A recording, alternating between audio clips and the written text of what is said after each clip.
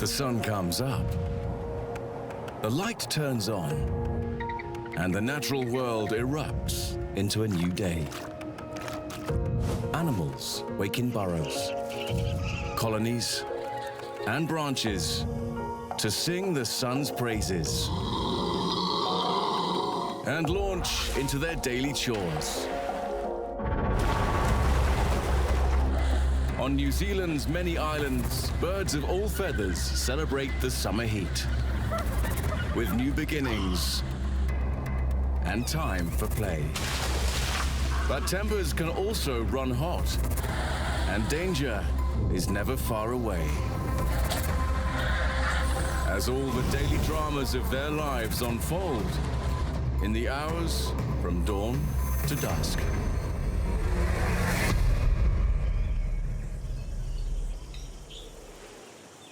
It's the night before Christmas in New Zealand. Dawn is not far off.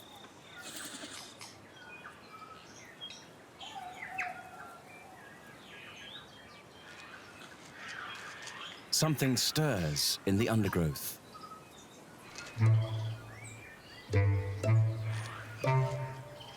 New Zealand's most iconic creature winds up its day's work before dawn.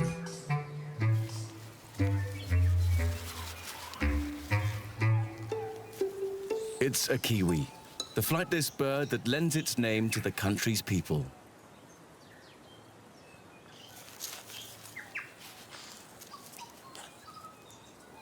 There are no native land mammals here, so she does a job done elsewhere by hedgehogs, sniffing out worms and insects in the leaf litter.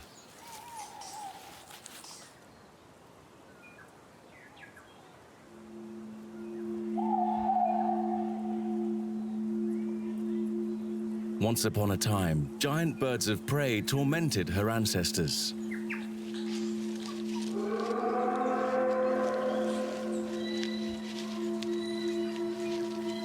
Although the old enemies are long gone, her kind still avoids daylight. But the same people who borrowed her name introduced new predators.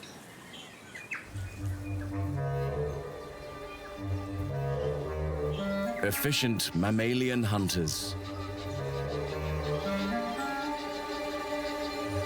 A stoat can kill creatures much larger than itself. It's caught the scent of her partner on the nest.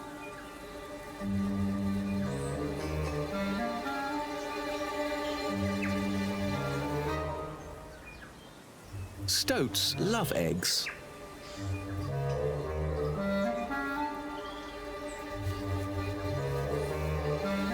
But an angry Kiwi dad, not so much.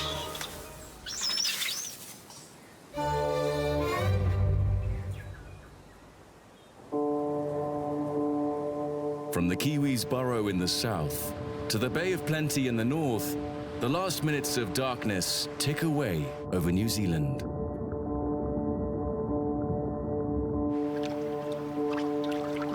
For flying fish, there's still time to feast on the plankton that comes to the surface at night. But larger hunters also like to feed in the dark. Kingfish strike on scene from below. The flyers take off. They can't be caught mid-air.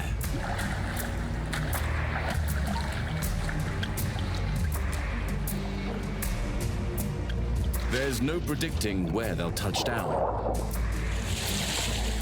But the torpedo-shaped kingfish quickly get their bearings, catch up, and destroy their targets.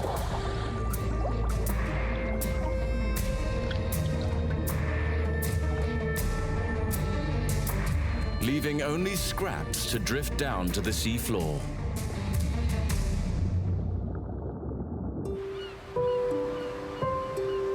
The Bay of Plenty lies near the top of New Zealand's 3 main islands. The North Island, South Island, and smaller Stewart Island. But there are hundreds more scattered far from the main three. The Chatham Islands are 800 kilometers to the east.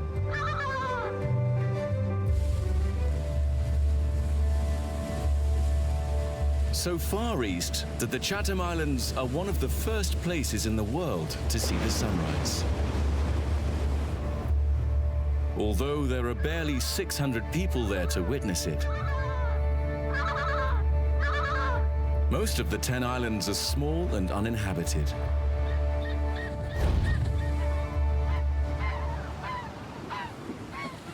Instead, a family of brown skuas greet the sun on tiny Rangutira Island.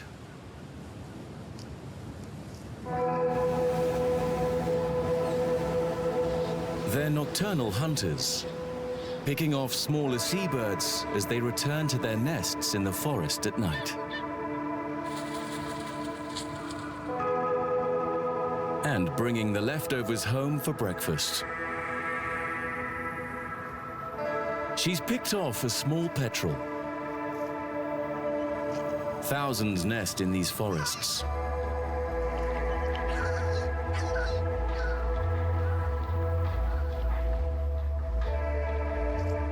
No reason she should share this one with her mate.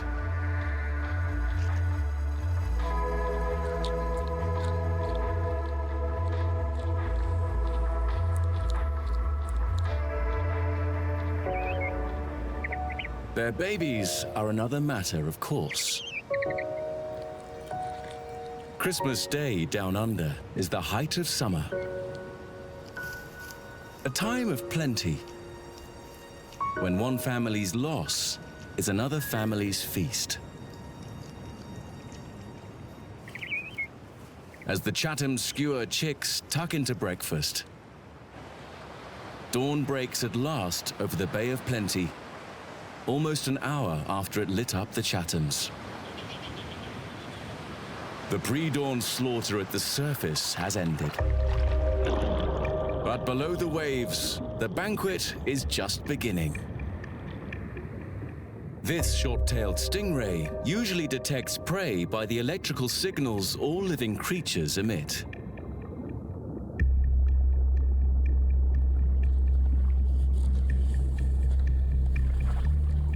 The lifeless scraps of flying fish aren't broadcasting anymore.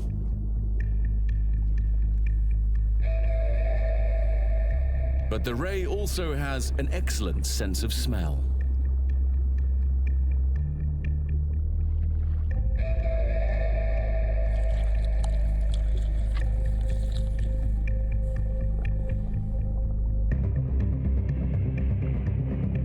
Nearby, a snapper snaps up a scrap that a comb star was gunning for. But it leaves a pectoral fin as a consolation prize.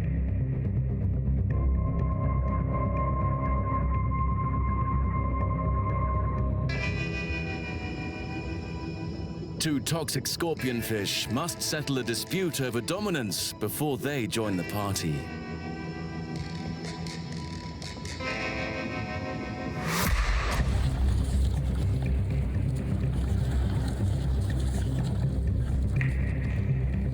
The victor appears unaffected by a mouthful of his opponent's poisonous spines. His reward? A choice piece of tail. That's more leftovers than the kingfish intended to leave.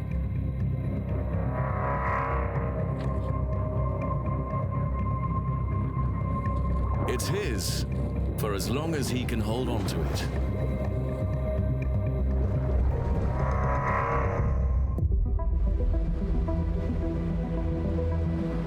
The ocean is a battlefield, but tiny islands are a refuge for many land animals.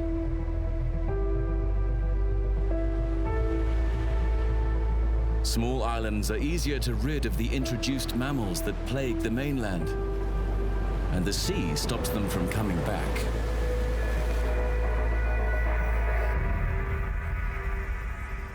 Little Barrier Island is close to the country's biggest city, but it's off limits to people.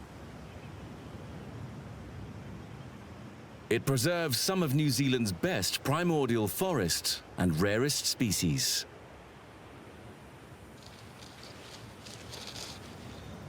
Morning reveals the largest native land predator. This tuatara is less than 20 centimeters long. Granted, it's got some growing to do.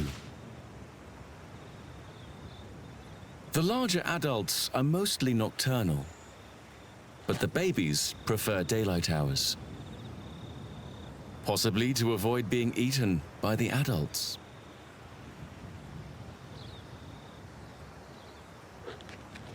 On the mainland, these youngsters would be snapped up by introduced mammals like stoats long before they reach sexual maturity at 10 years.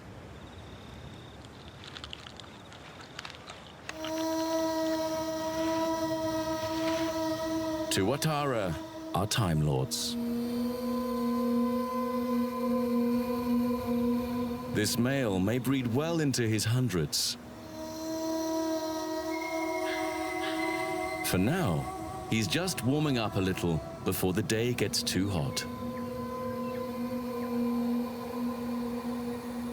He doesn't like the heat, unlike lizards, which he is most definitely not. Their families parted ways 250 million years ago.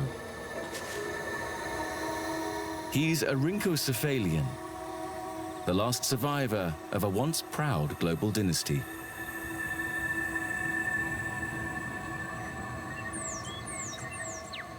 Also safe on Little Barrier Island is the rare blue-wattled kokako. This morning, like every morning, this couple sings together for up to an hour. Their haunting duet lets other kokako know the two birds defend this territory.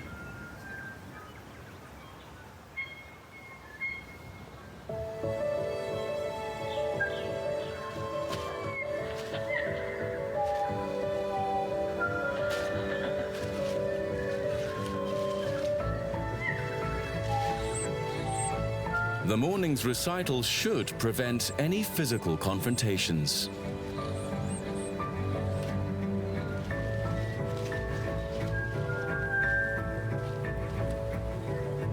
And free them up to focus on more pressing duties.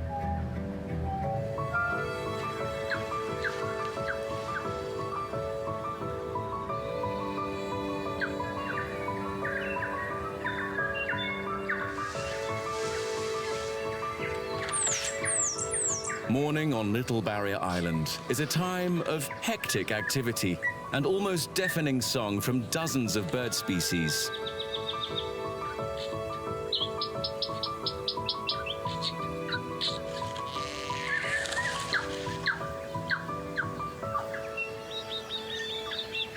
Like the kokako, many are raising young in this time of plenty.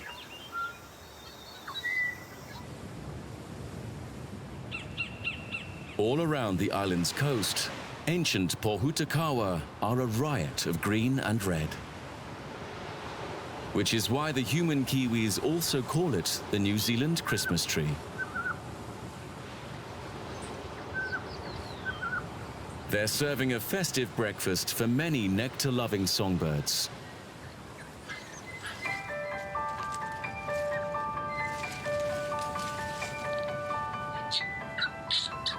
Tui are the bullies of the trees, lording it over smaller birds, like the korimako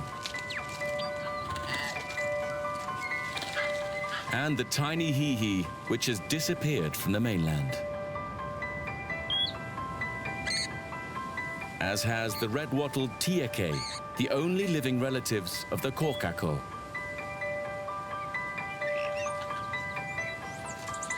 And kaka, lowland parrots that use the island as a summer resort.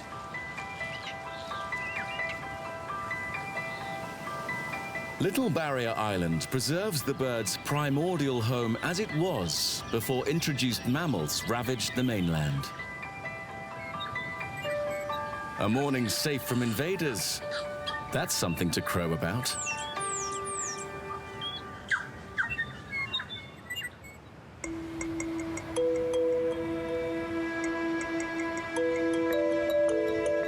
Hundreds of kilometers to the southeast, in the Bay of Plenty, White Island is anything but a safe haven.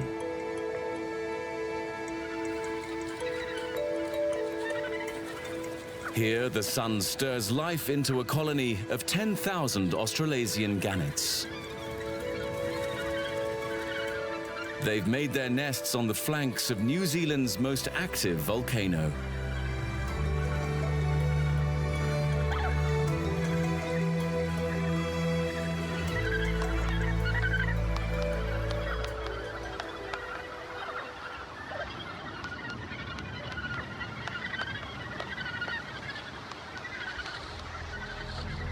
Only the crater wall blocks their view of the hellmouth on their doorstep.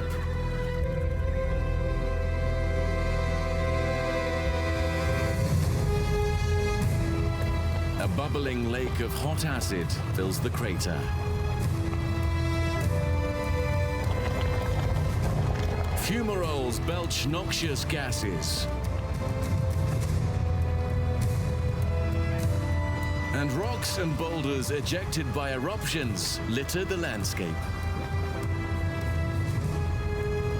This is a dangerous place to set up home.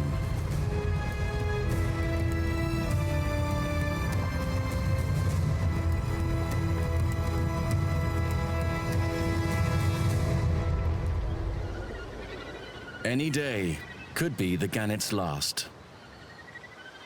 But the island is in the path of currents that bring ocean-going fish right to their doorstep.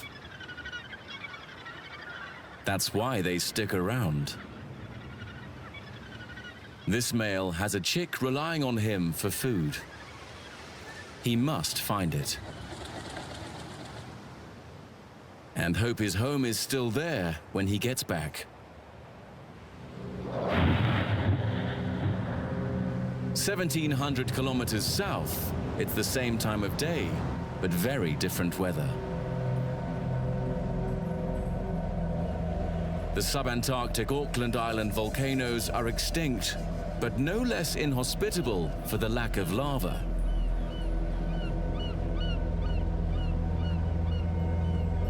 It may be summer, but a white Christmas is always a possibility.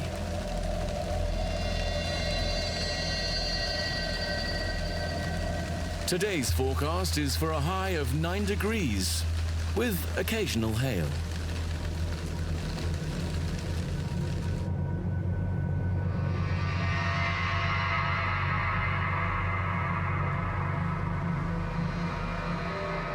No showy subtropical Christmas trees here. The stunted rata are their more demure cold climate cousins. The birds are hardier down here too. Yellow-eyed penguins were made for this weather. They are pictures of domestic bliss.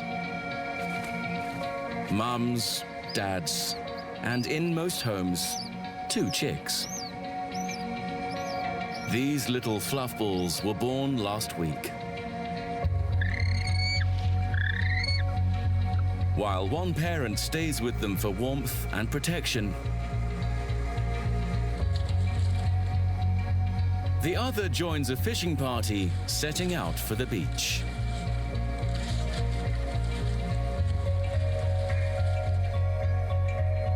They have a good reason for preferring the safety of marching to the sea in groups.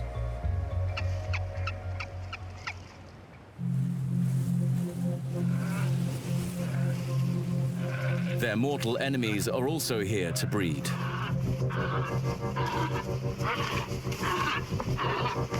New Zealand sea lions are confirmed penguin eaters.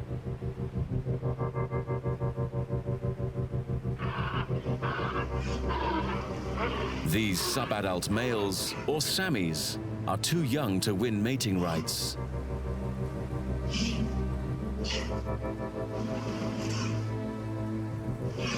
So they have a lot of time to kill. Right now, they're practicing for future mating battles, giving the penguins the chance to sneak past unmolested. But there's still the adults to contend with. The smaller, sandy-colored females are here to give birth. The 400-kilo beachmasters are here for the females. They become receptive a few days after pupping.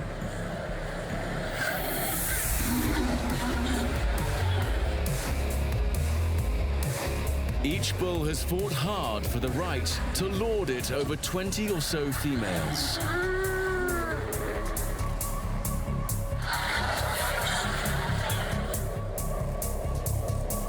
But the brawling continues.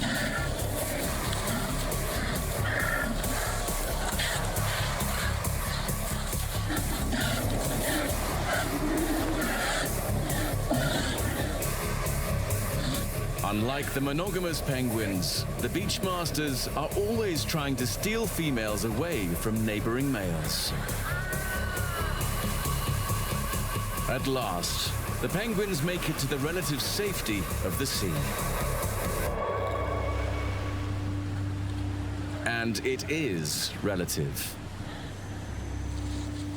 To survive the icy subantarctic water, both penguins and sea lions pack lots of fatty insulation.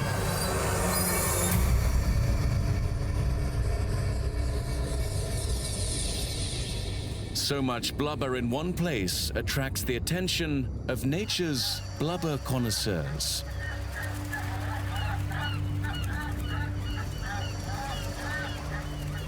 Summer brings great white sharks to the islands.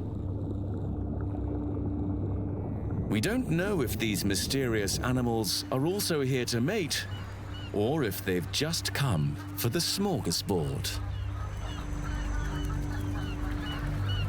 One decides to try the mutton bird while waiting for the main course.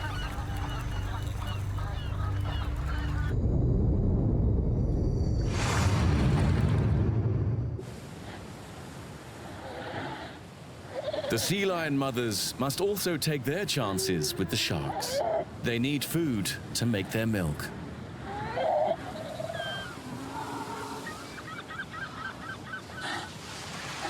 But to do that, they have to get away from the sexually aggressive males that dog their every move.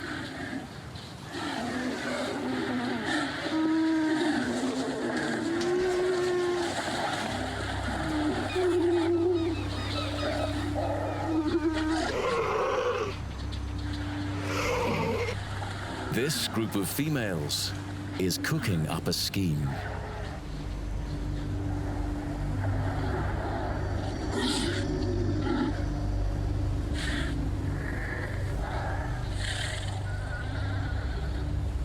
They've waited for high tide, so there's less distance to cover. Is everybody ready?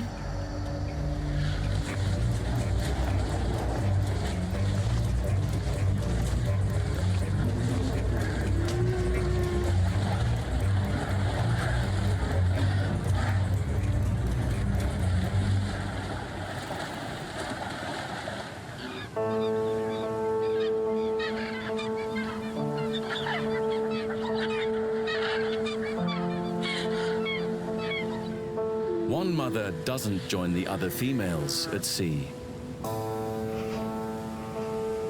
She won't need her milk.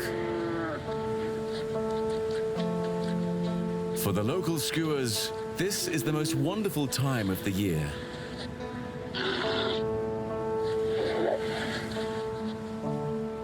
They scavenge much more on the Auckland Islands than their cousins in the Chathams do.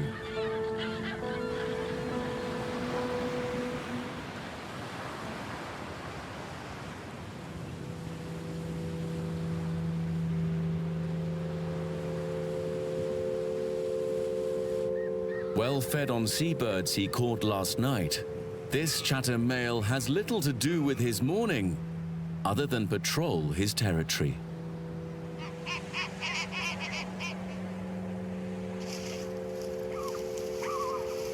Which he shares with the mother of his chicks.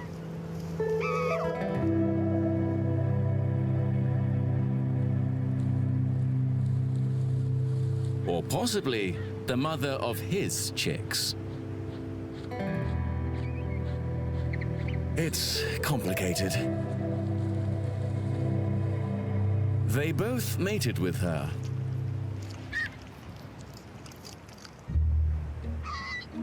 Ménage à trois are popular with Chatham skuas. It may give them an edge in securing the best territories.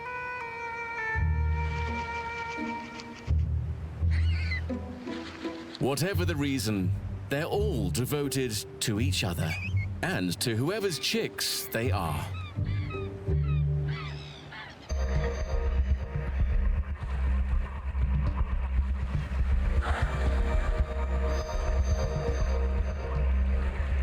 Like the skua, these dusky dolphins on the east coast of the South Island are night hunters.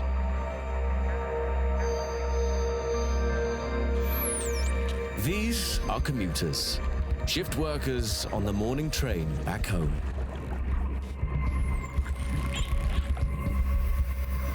They've spent the night feeding on squid in deep offshore waters. Bellies full, they're in a celebratory mood.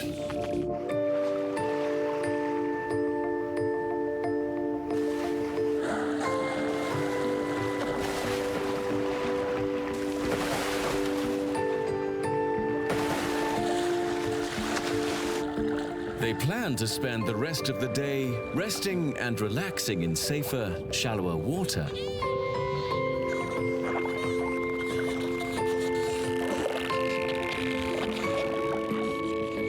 When unexpected relatives call in.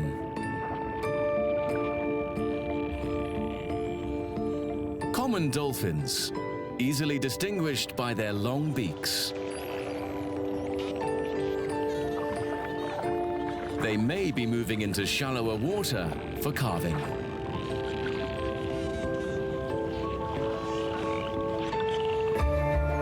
Whatever the reason, their dusky hosts make them feel welcome.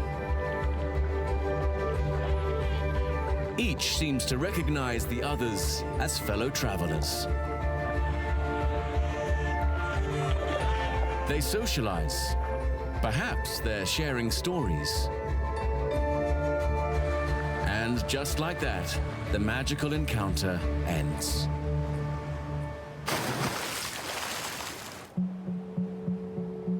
By late morning, much of New Zealand is starting to swelter in the summer heat. It's a lovely sunny day on the eastern side of the Southern Alps, the mountain range that runs the length of the South Island. But on the other side, it's a completely different story. December is one of the wettest months in one of New Zealand's wettest locations. And today's weather on the west coast is no exception. As the wet westerly winds hit the mountainous barrier, they rise and form clouds. And that suits the locals just fine.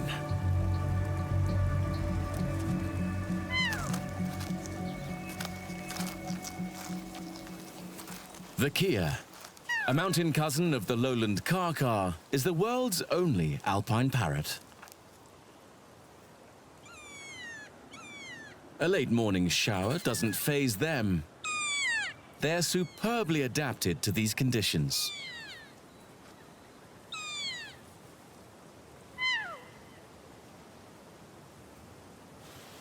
These birds with yellow around their eyes and beaks are juveniles. They have a much bigger problem than a little rain.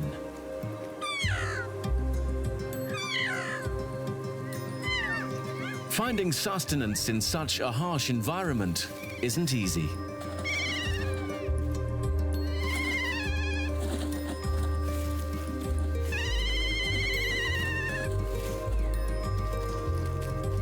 They need to rely on dozens of different foods, from berries and leaves to grubs and bugs.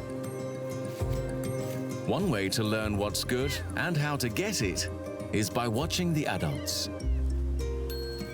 So today, class is in session. What is she up to? Let me try that.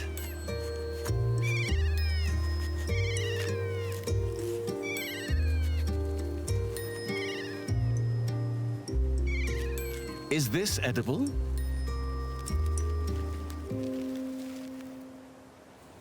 Young Kia have an insatiable curiosity and a love of trying anything that's new.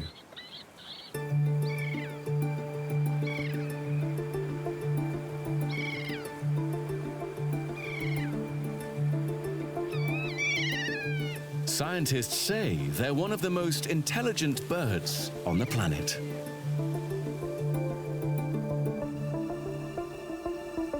And the Kia would probably agree.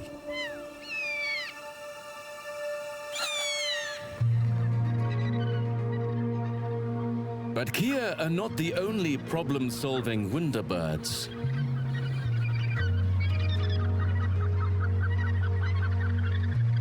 On barren White Island, the gannets are contending with the unremitting midday sun.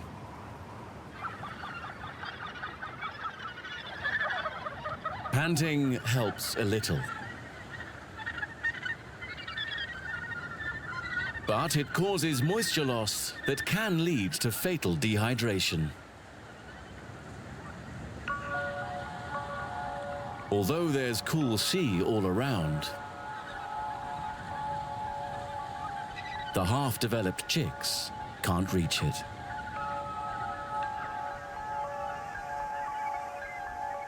But the adults have figured out a solution.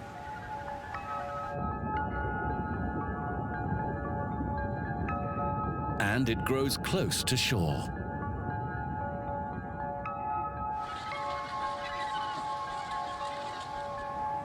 The parents on nest duty parachute in cool, wet seaweed and press it against the overheating fluff balls.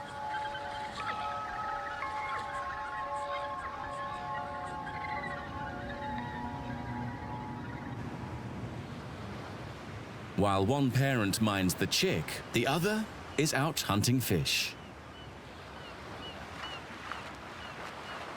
The gannet hunting party soon spots a pod of common dolphins with the same mission.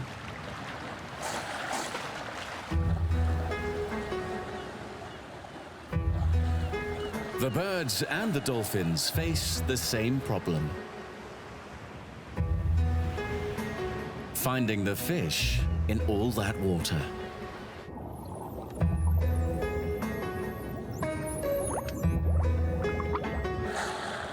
Dolphin's strategy is to team up. As the day progresses, different common pods join forces. 50 sonar detectors are better than 20. 100 are better still. Gannet's strategy is to follow the dolphins. Experience tells them that the mammals are good at this. Dinner can't be far off now.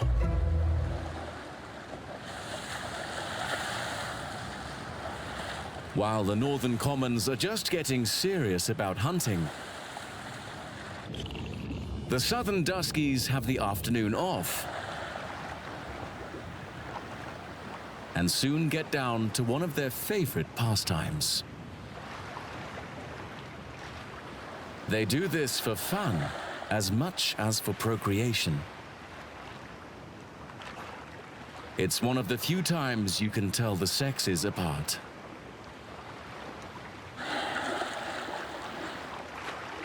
The female is always on top.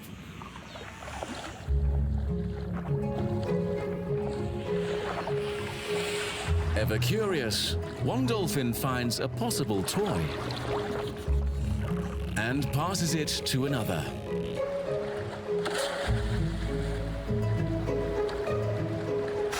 Soon, dozens of dolphins are playing a rousing game of pass the seaweed.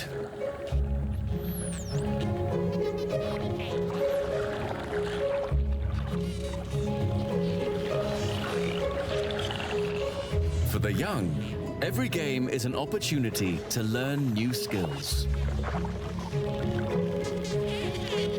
Like this sweet fin-to-tail maneuver.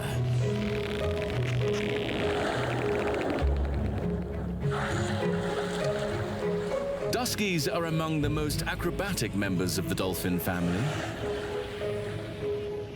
Skills learned at play will be put to good use when the time comes to hunt again.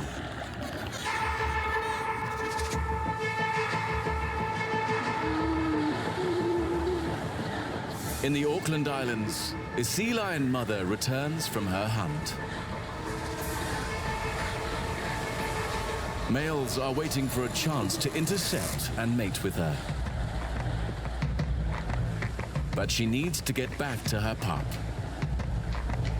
Her strategy this time is escape and evasion.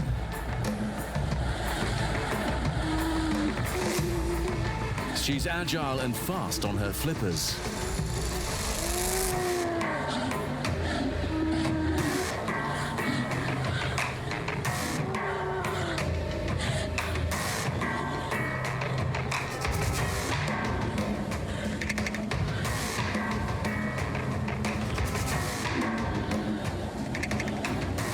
And she's had the good sense to hide her baby in the undergrowth, away from all that lethal testosterone.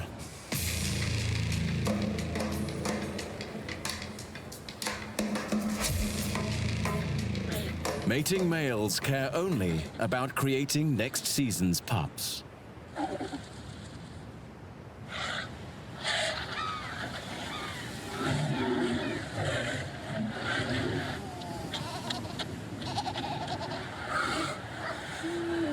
Even the subadult Samis never stop trying.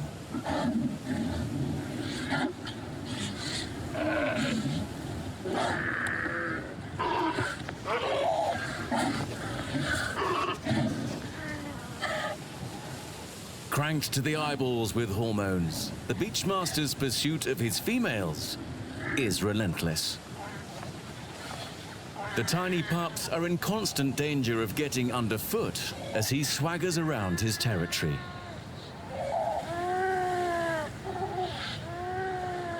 The 400-kilo beast doesn't even register what he's doing, or the mother's desperate attempts to get him to move. Male aggression is the biggest killer of baby sea lions. Only when he spies another male getting too close to his harem does he shift his hulking body.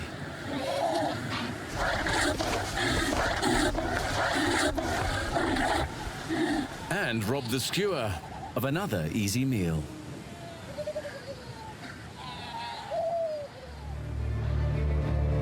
Off the coast of White Island, the dolphin pod has been growing.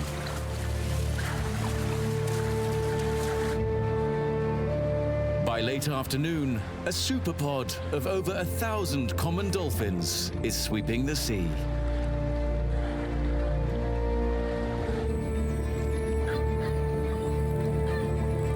They finally find what they're looking for. A school of sauri.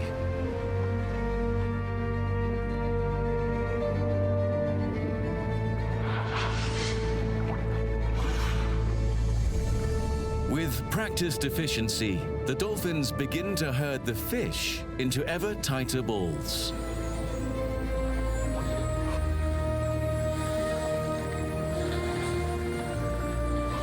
They take turns, charging into the ball to snatch a meal.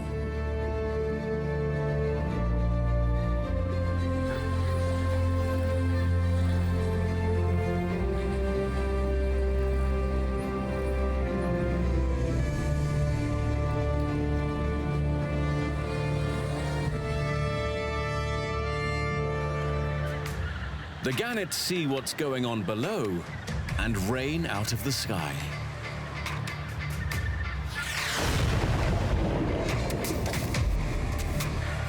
They fold their bodies into arrows that plunge 9 meters below the surface. Some strikes are dead on.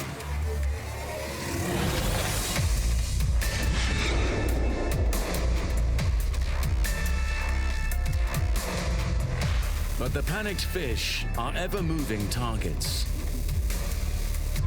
No problem. Gannets are those rare birds that can flap to swim as well as fly.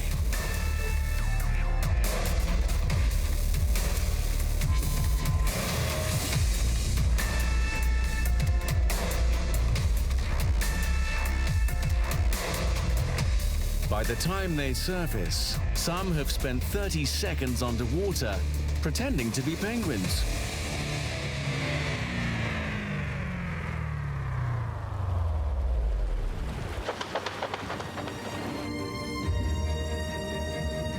Off the Auckland Islands, far to the south, the real penguins are doing the same thing. They're more like tiny feathered dolphins than birds. They chanced on this shoal of fish on their way home. The perfect end to a successful expedition.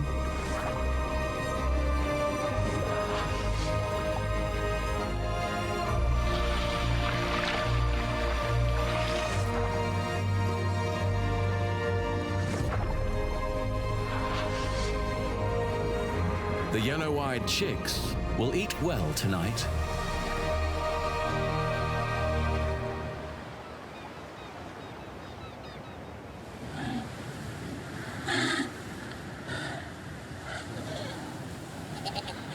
Back on the beach, the lucky sea lion babies are already having dinner.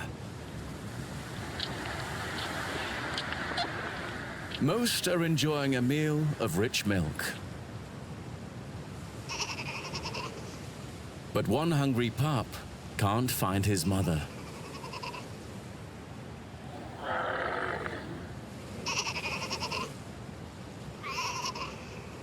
His call goes unanswered.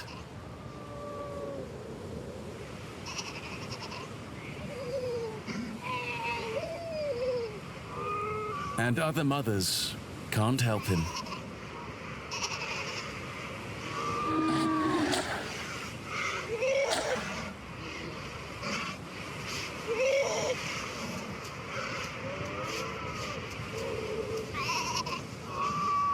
He doesn't know it yet, but his own mother isn't coming back.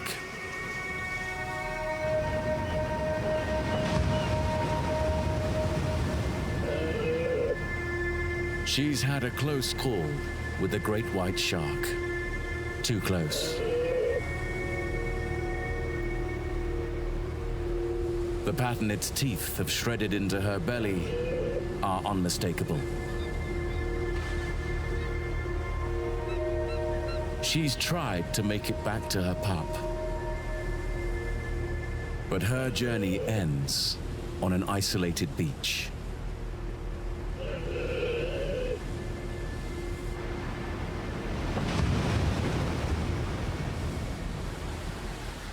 Late in the afternoon, the penguin fishing party gets ready to run the gauntlet of sea lions.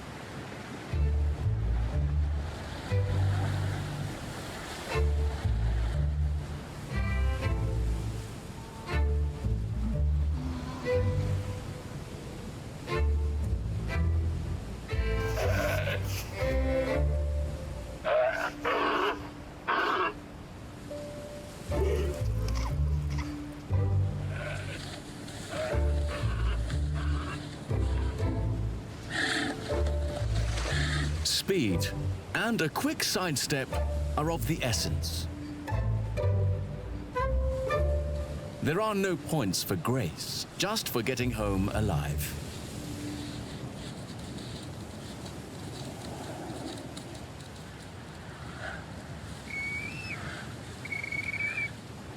But there's a straggler. A one-footed survivor. He may have lost the other to a sea lion or a shark. The wound is not fresh. 1 foot faithfully continues to take his turn, fishing for the family.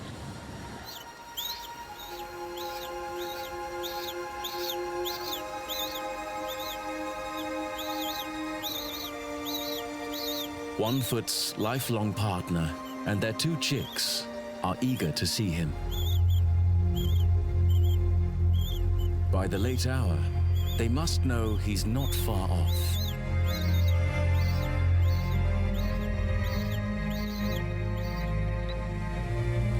Against the odds, the straggling 1 foot struggles into the vegetation. He's almost home.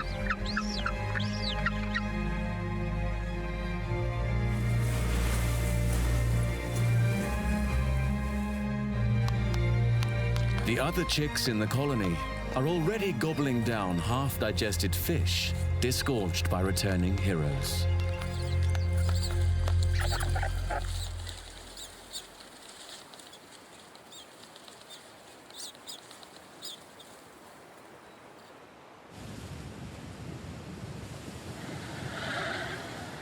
But 1 foot's luck has finally run out.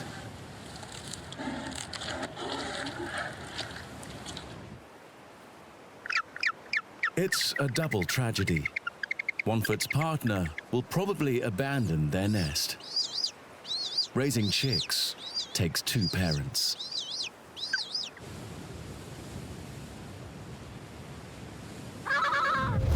Perhaps that's one advantage to breeding in 3s. Dusk comes first to the skua's Chatham Islands home.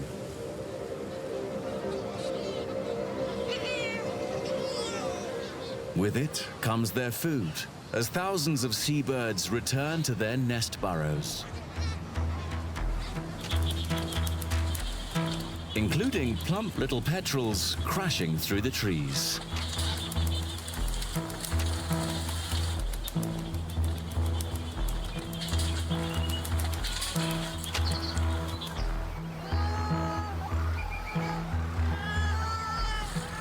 And little blue penguins stumbling through the darkness. They've all come home with bellies full of fish to feed their chicks.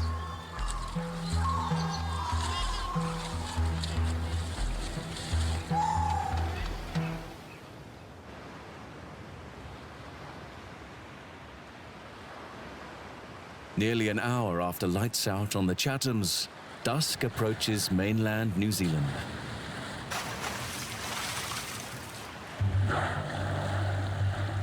Kaikoura's dusky dolphins prepare for their nightly commute. There's a distinct change in their behavior. Games and somersaults give way to loud body slams.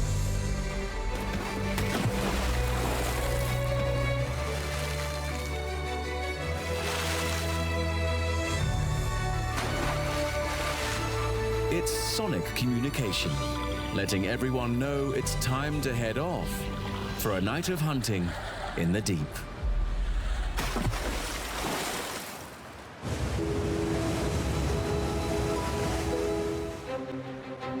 The sun comes up, the light turns on, and the natural world erupts into a new day.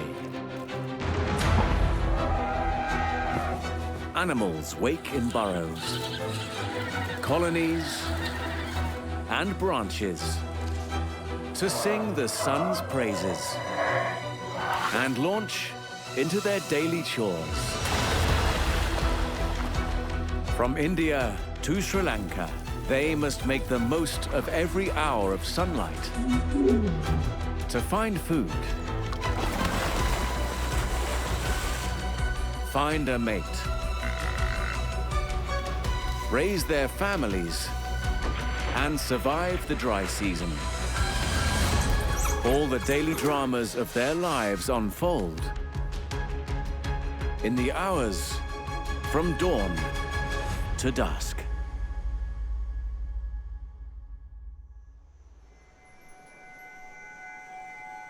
"5:50 a.m. and dawn breaks on Mother's Day in Sri Lanka. Sunrise triggers a personnel change as the night crew clocks off. And the day shift takes over. Many get straight down to business, but not all. Beside a waterhole, a deadly predator starts her day sunbathing. A mugger crocodile. This big girl can't make a move until she's soaked up some sun. Cold-blooded, she needs the extra warmth to get into gear. And she's not the only one. When she reaches her ideal operating temperature, it's time to satisfy her appetite. She's a mother-to-be. In a few weeks, she'll be laying eggs. Normally, she can get by on one meal a week or less.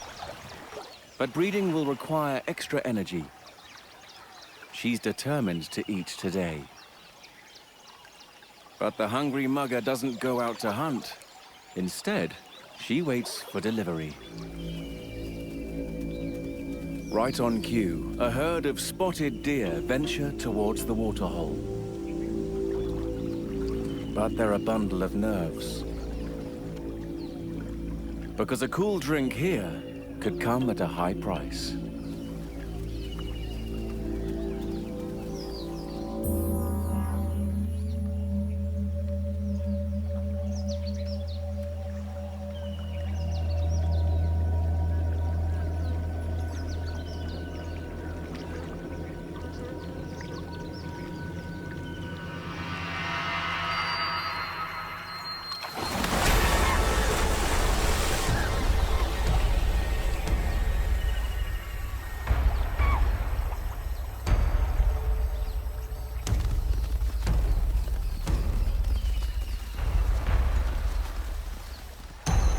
This is the only oasis for kilometers, so all she needs to do is bide her time.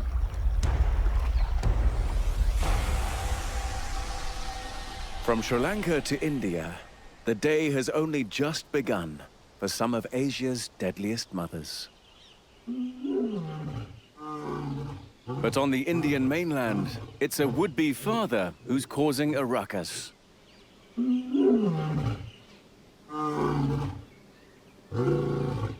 7 a.m.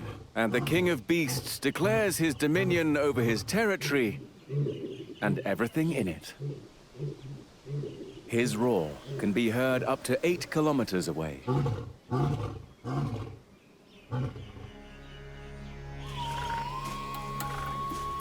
A cousin of the African lion, he belongs to a small population of Asiatic lions in India's Gir forest.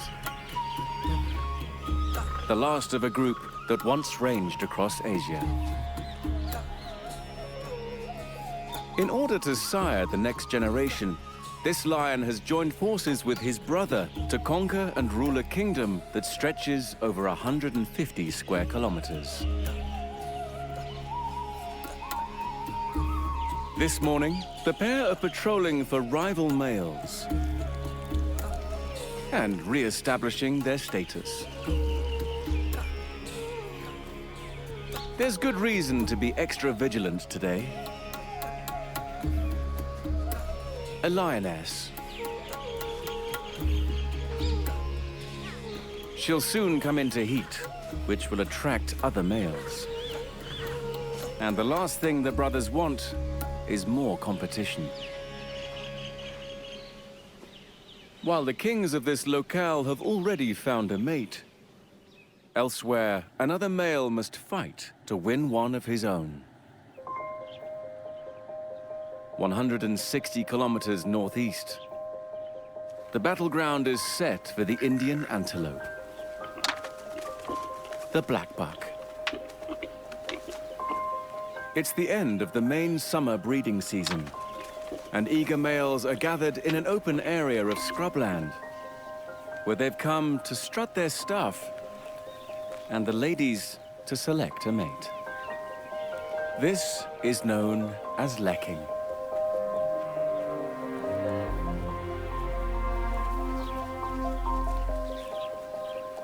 It's this young buck's first time joining the mating scene.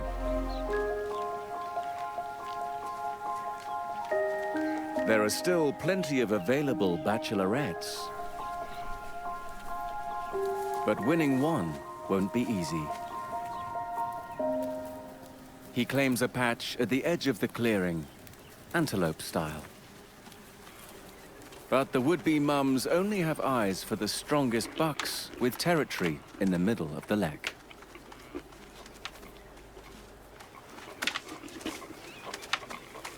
If he wants their attention, he needs to upgrade. But he's not ready to challenge for center stage just yet. There's a much safer bet next door. His neighbor's a newbie too, but his property's slightly closer to the middle. It's only a battle for the bronze, but it's a good place for a young buck to start.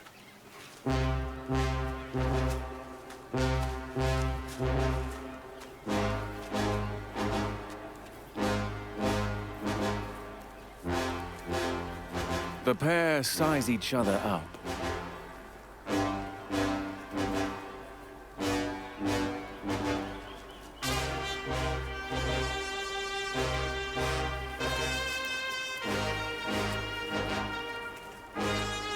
If he's having second thoughts, now would be the time to back down. Not a chance.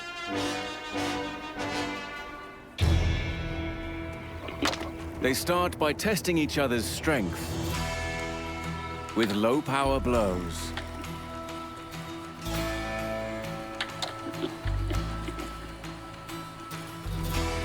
They're evenly matched, so they escalate the battle.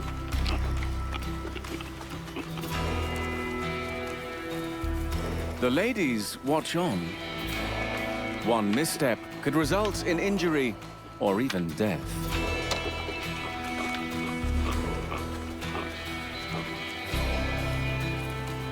The young buck drives his opponent into an older male's territory. A rookie mistake.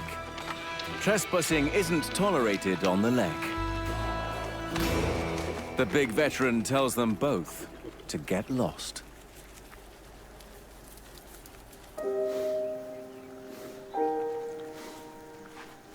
So much for the young buck's first battle.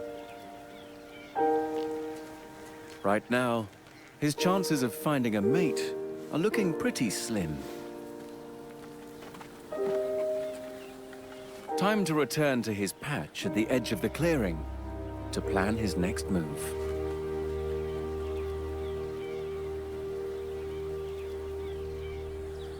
Mating's at the bottom of the list for one of India's most powerful predators.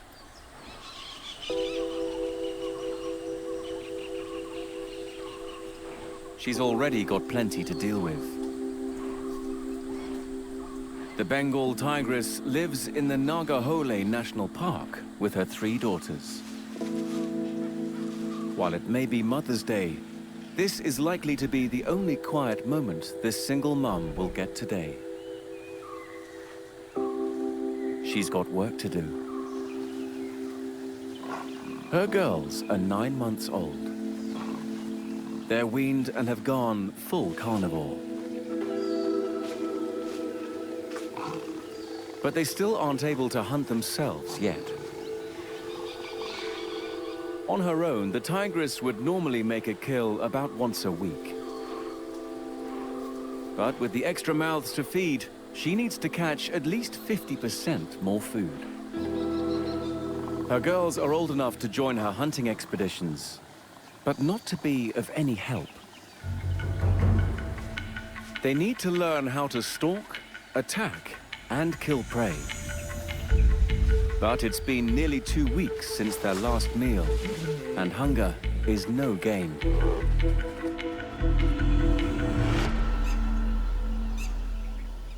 Back in Sri-Lanka, the hungry mugger is still trying to catch her weekly meal.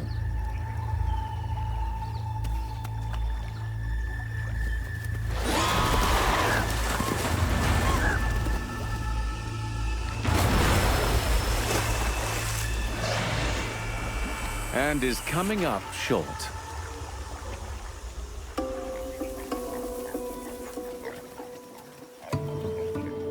As the day grows hotter, more animals arrive. It's May, the start of the dry season. Small waterholes are drying up. And the mugger's home is becoming one of the last reliable places to get water. Some come to quench their thirst. Others to cool down. Good news for the crocs. It means there's a wider choice on today's menu.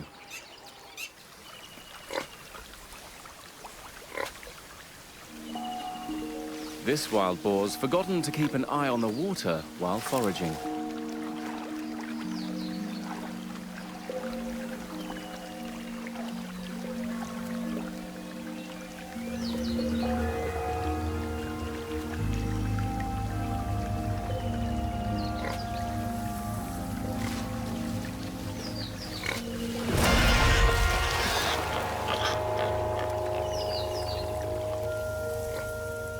But this porker's faster than he looks. The hungry mugger just can't seem to catch a break.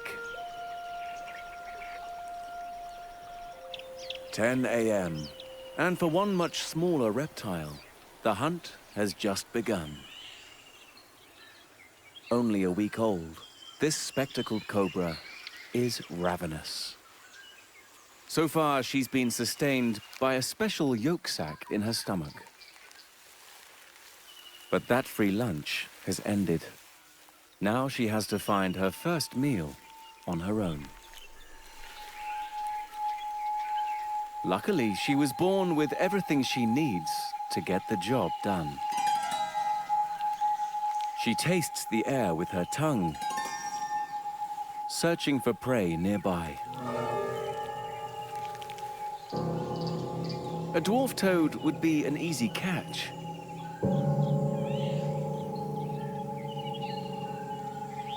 It doesn't even hop that well. Its short legs are for walking. But the little snake has to find it first. She can taste it in the air.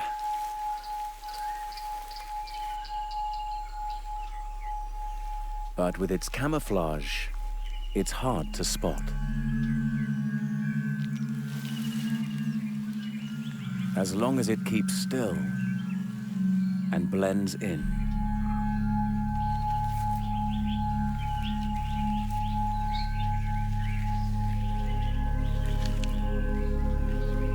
The little cobra knows it's near, but can't quite get a fix.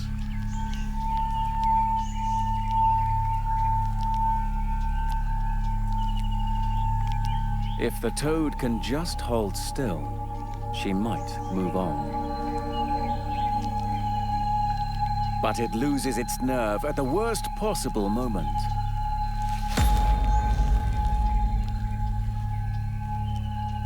She pumps her victim full of venom, and paralysis sets in, allowing her to enjoy her first real meal in peace.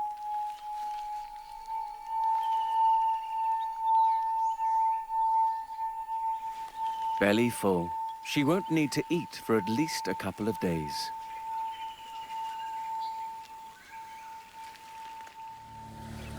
For the little cobra, killing's instinctive. But for these youngsters, it's a skill they'll have to master with practice. It's time for a hunting lesson before the day gets too hot. All three sisters follow their mother into the classroom. Today's lesson, Stealth 101. There's plenty of cover here, ideal for sneaking up on prey.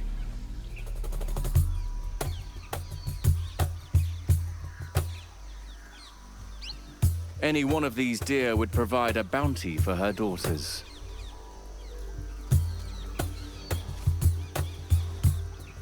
But catching one will be a challenge.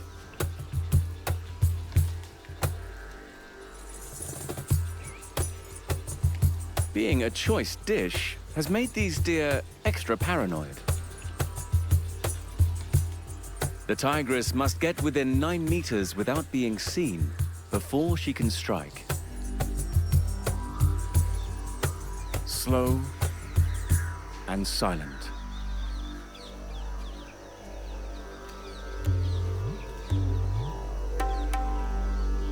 Her girls watch and take note.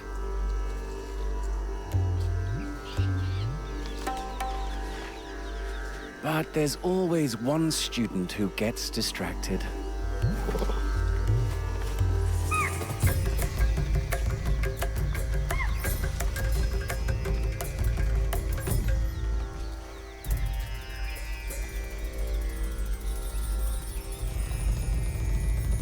Her cubs blown her cover.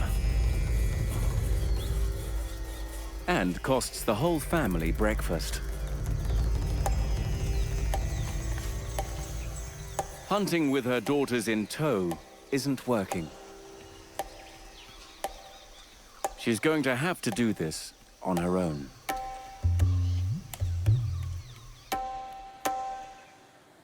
In the rocky landscape of Daroji, one nocturnal creature is keeping unusual hours.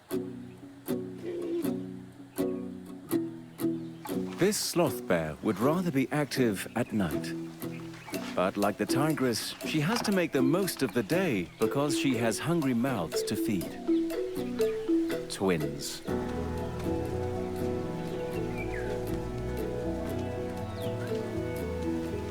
And for this family, breakfast is safer served in the daylight.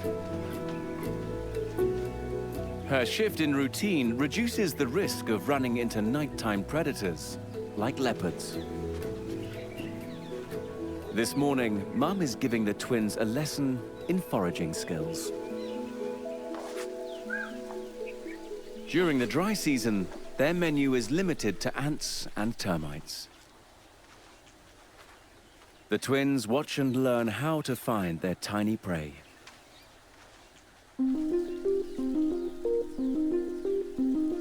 But termites can be a real challenge living at least a meter below ground.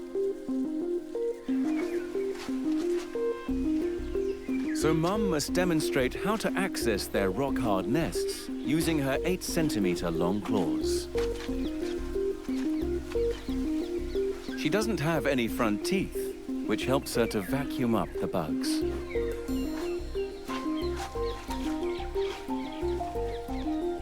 At 8 months old, the twins aren't strong enough to dig or turn over rocks for themselves. So they still rely on Mum for that bit.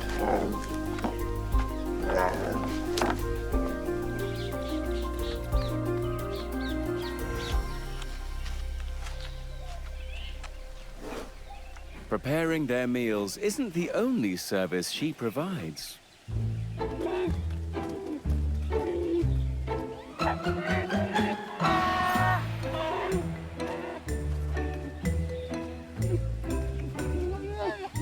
Like mothers the world over, she's also a taxi service.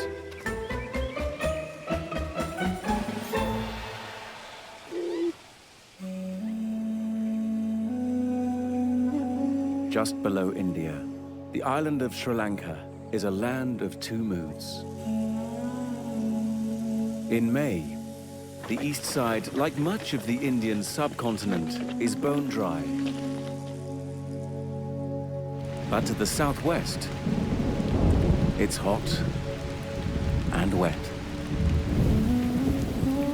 The perfect conditions for life to run riot.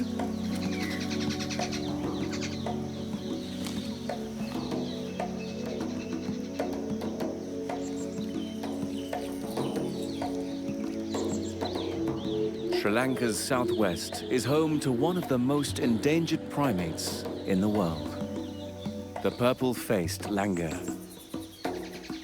This alpha male, his harem of females, and their offspring are relaxing this morning. Their main enemy, leopards, are nocturnal and spend the best part of the day sleeping. But that doesn't mean the family's safe from other threats.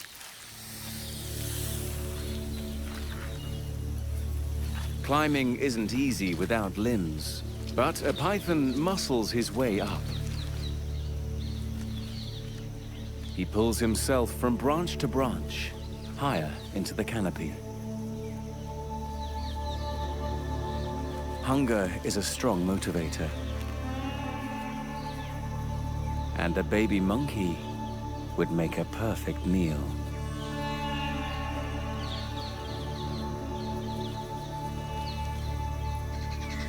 The mother is oblivious to the approaching danger.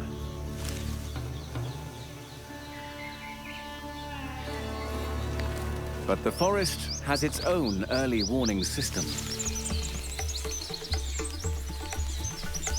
A group of purple-rumped sunbirds sound the alarm.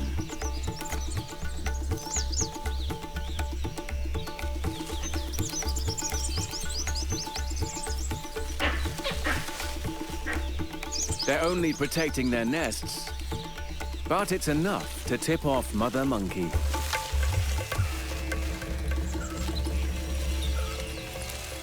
So much for his brunch plans.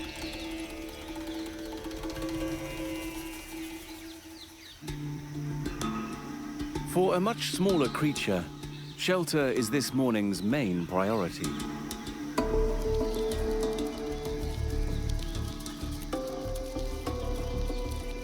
These are weaver ants.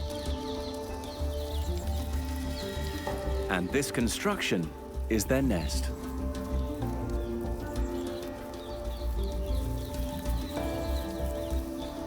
Just one of many in an empire which spans numerous trees.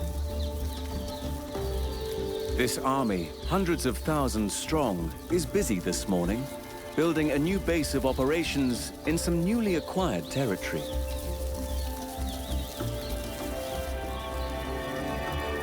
It's a task which requires true teamwork. Construction workers grip the leaves' edges, pulling them close and holding them in place. To bridge wider gaps, they form living chains. But they can't stay like this. They need a way to fix their structure in place. Their solution?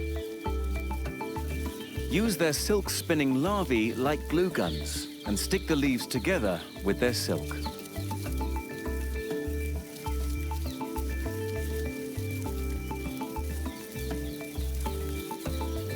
The finished product. A true feat of engineering.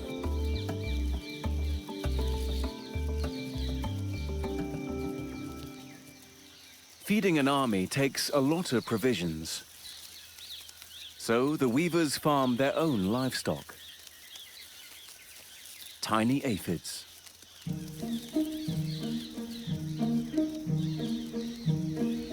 They secrete minute drops of a sugary substance called honeydew. The ants love it. But they don't get these sweet treats for nothing. In return, they offer protection from a long list of predators. With their sharp mandibles, the weavers are the perfect bodyguards.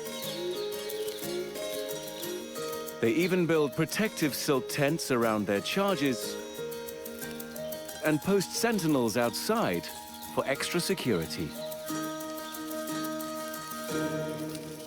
Most aphids seem content to stay within the corral.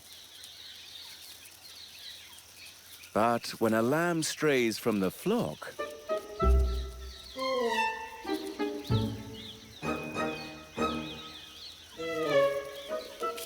the farmer gently brings it back.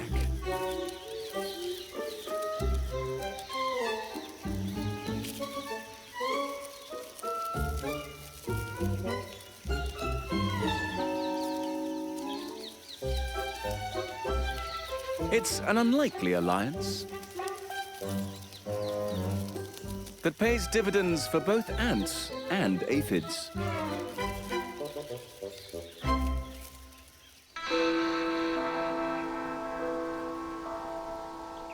Noon. In May, midday temperatures in Nagahole can rise above 40 degrees Celsius. After this morning's bungled hunt, the tigress leads her family to the pool to cool down.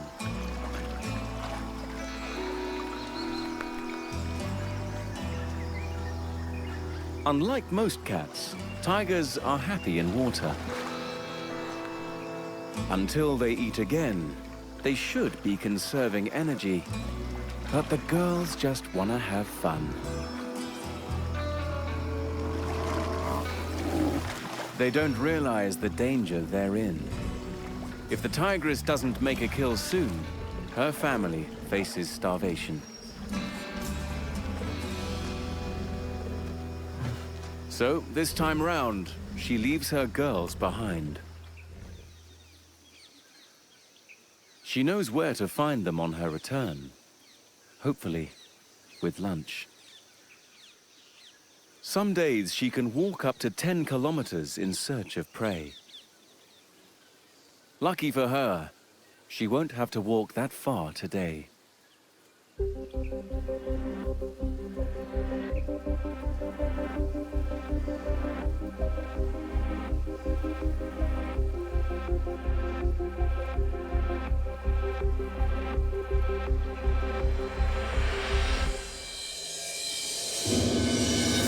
She launches her attack, accelerating up to 65 kilometers an hour.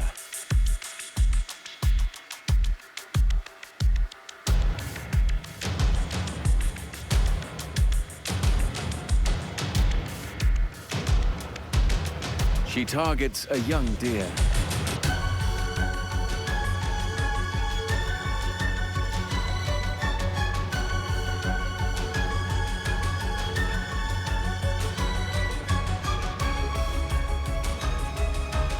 But she can't maintain her top speed for long enough.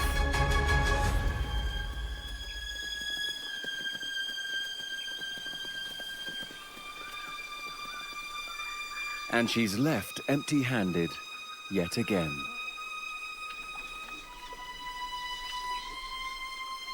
Another failure this single mum can't afford.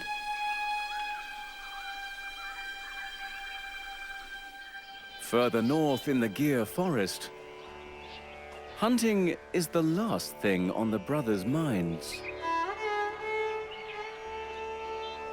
For days, they've been closely guarding this lioness, waiting for her to come into heat.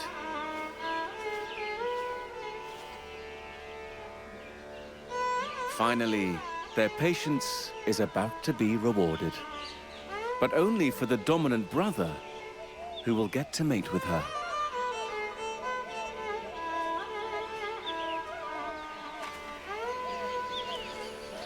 She saunters past him with purpose. She's not a mother yet, but she's ready to try to become one.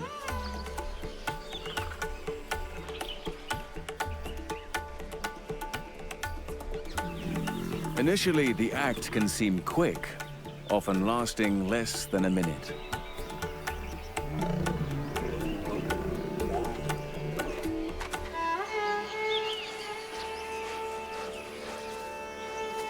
But this stud is just getting started.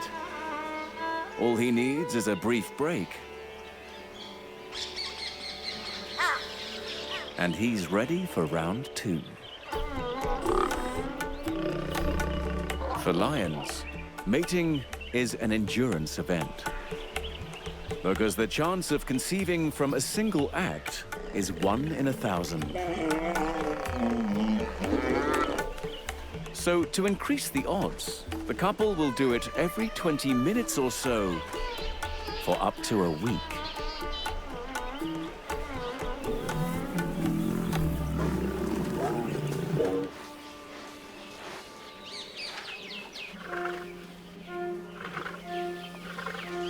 The next few days will be a true test of stamina. Regular timeouts will be essential. Because at 40 degrees in the shade, it's a really hot affair. In Sri Lanka's rainforests, it's the afternoon rush hour.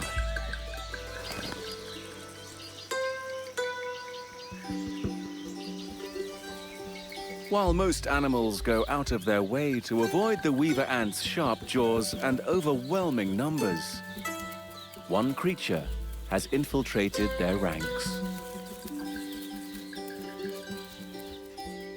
A spy, cleverly disguised. This is no weaver ant. It's a jumping spider. Her front legs serve as false antennae, while black spots on the side of her head look like eyes. Her ant jaws are fake too. They're just her palps, which she uses to sense the world around her.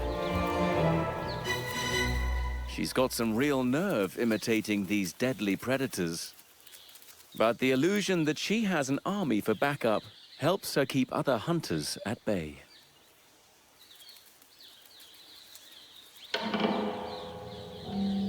Not everyone's fooled.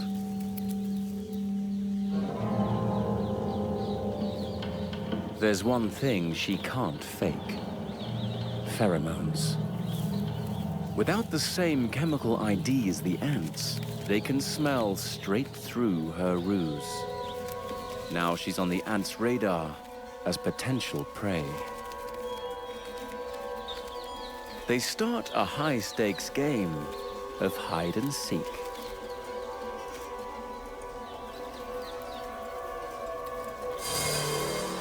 If the ant catches her, it will kill her.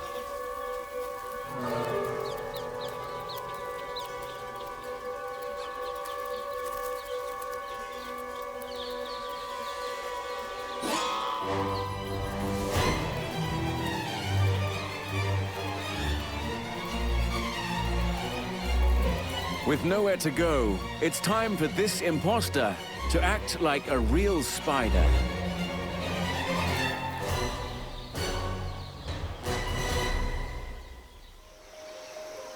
Just 50 kilometers to the south, in a forest of a different kind, the tables are about to be turned once again.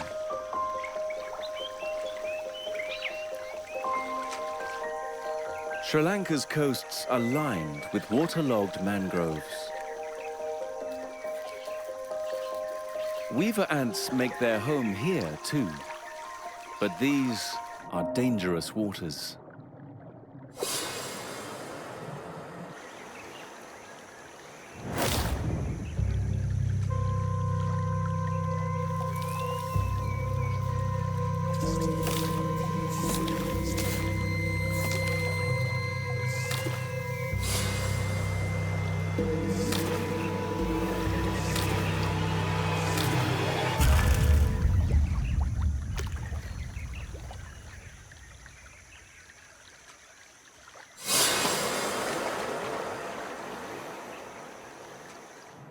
The mysterious mangrove sniper is a 7-spot archerfish. A deadly shot with a mouthful of water. He squeezes his gills to spit out a jet stream with enough force to knock his prey from its perch. A real sharpshooter, he's capable of hitting a moving target nearly 2 meters away.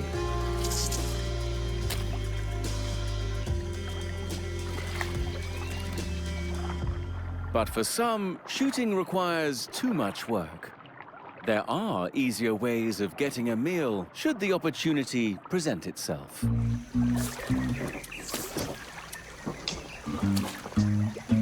They can steal someone else's. Or if it's within reach, just grab it.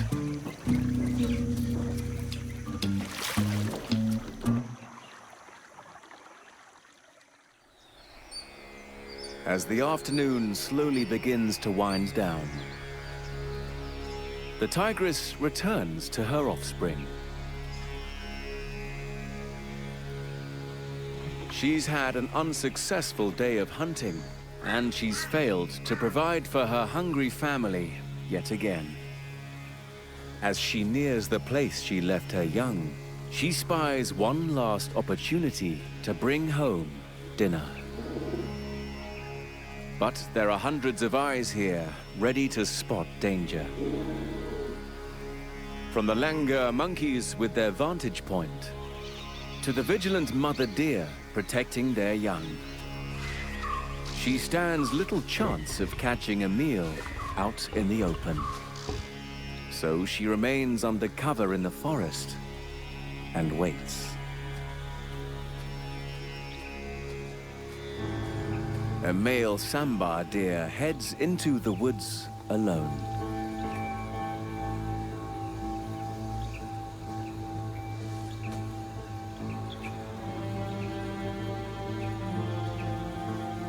This could be the break she needs.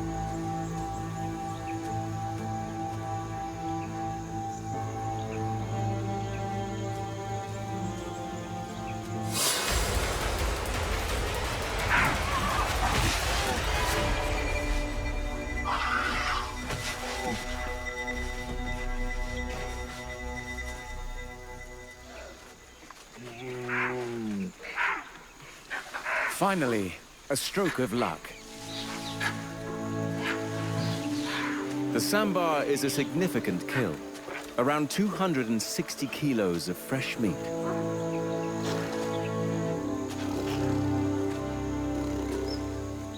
Her daughters hear the commotion and come to join her. This evening, the family will feast. The tigress can eat nearly 30 kilos of meat in one sitting alone. But it's her growing youngsters who need the protein most of all.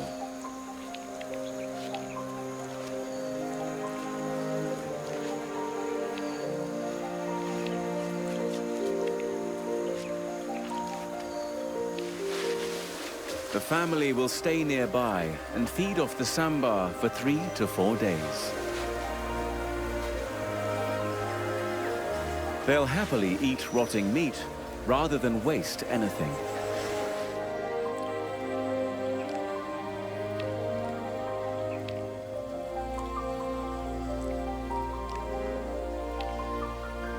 With her daughters well fed, this mother can finally rest after a long, hard day.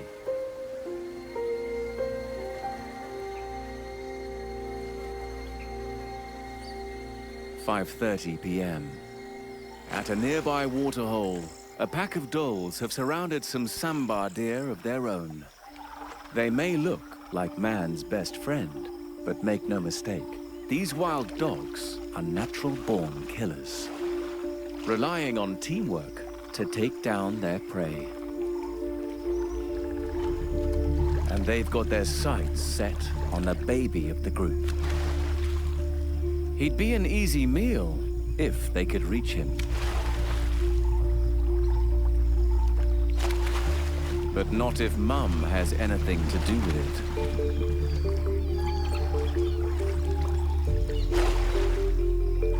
it. Dinner is so close, they can almost taste it.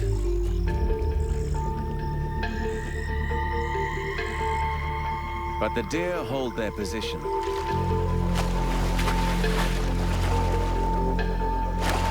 In the water, they have a small advantage.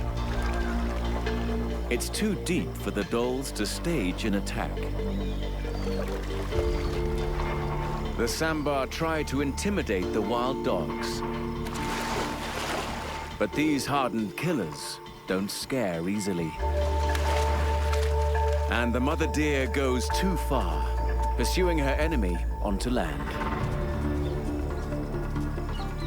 A mistake that could prove fatal. The dolls are still wary. A well-planted kick could cause serious damage.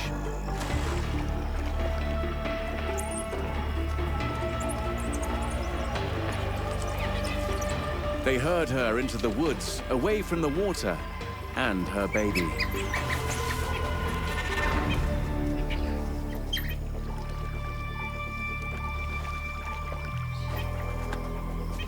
Surrounded and outnumbered, she's in real trouble. Her only chance is to make it back to the safety of the waterhole.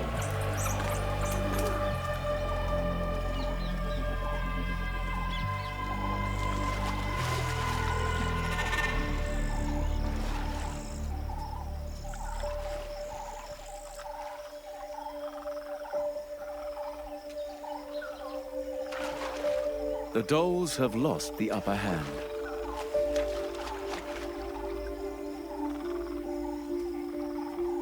Unwilling to wait it out, the pack crosses venison off the menu and withdraws to find an easier meal. Today, standing tough has paid off for one mother deer.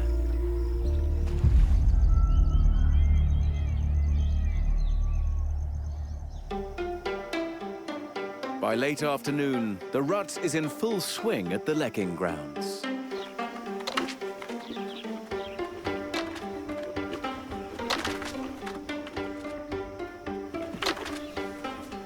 The midday heat has faded, and more females have gathered to watch the males' exhibition fights.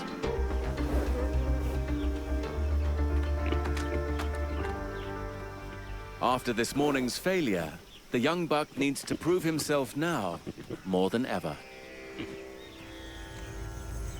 This time, he challenges an older male from the center.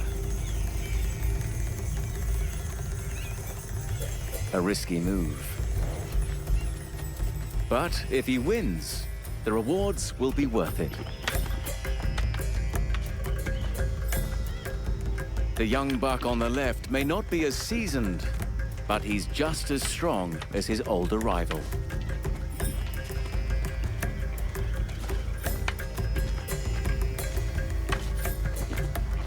He's looking good.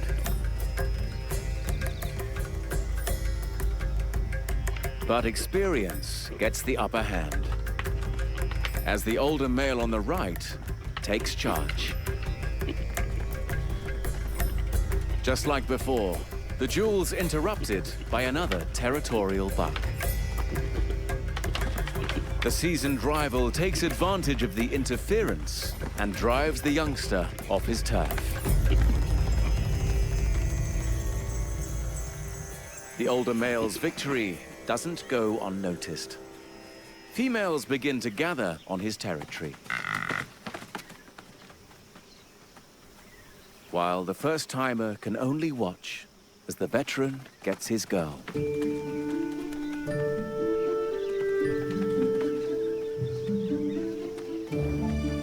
One day, it will be the young buck's turn, but not today.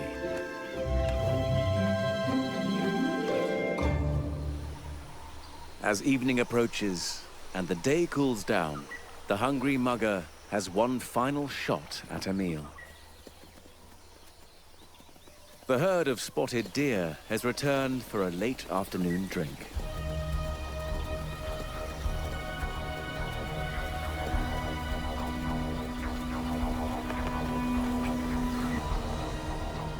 She's poised to strike. Today has not been her day. She hasn't caught anything, and her hunger is growing.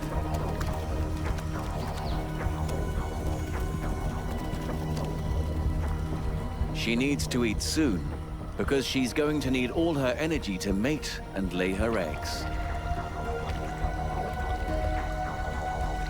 Her timing must be perfect.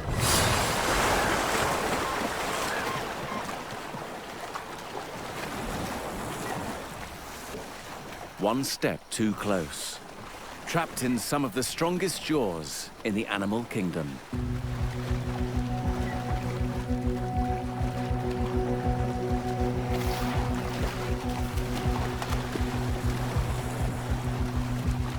The doe fights for her life.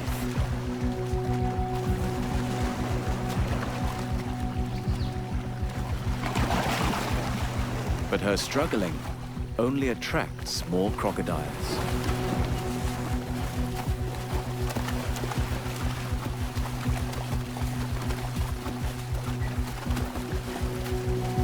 The death roll.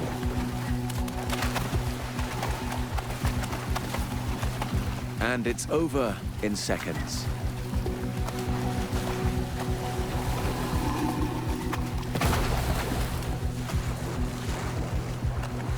More neighbors invite themselves to join. For these crocs, there's no chance of dining alone. In fact, they help each other to eat. Their teeth can't slice through flesh, and they can't chew either. So they brace against each other to rip off chunks of meat and swallow them whole.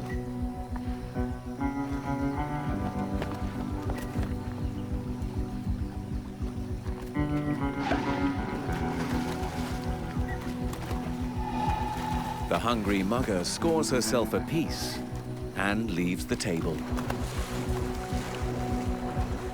Her turbocharged digestive system is already pumping acid into her stomach 10 times faster than any other animal.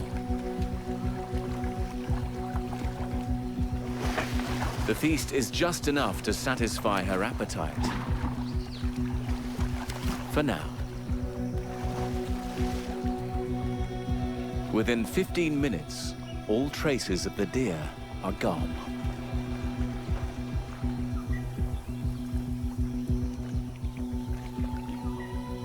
Now, to rest and digest.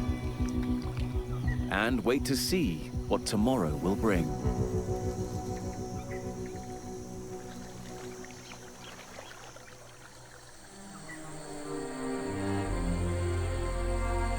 As the sun sets, a bountiful Mother's Day comes to an end. For all the mums and their families who made it through the day, now all they need to do is survive the night. And come dawn, they'll do it all again.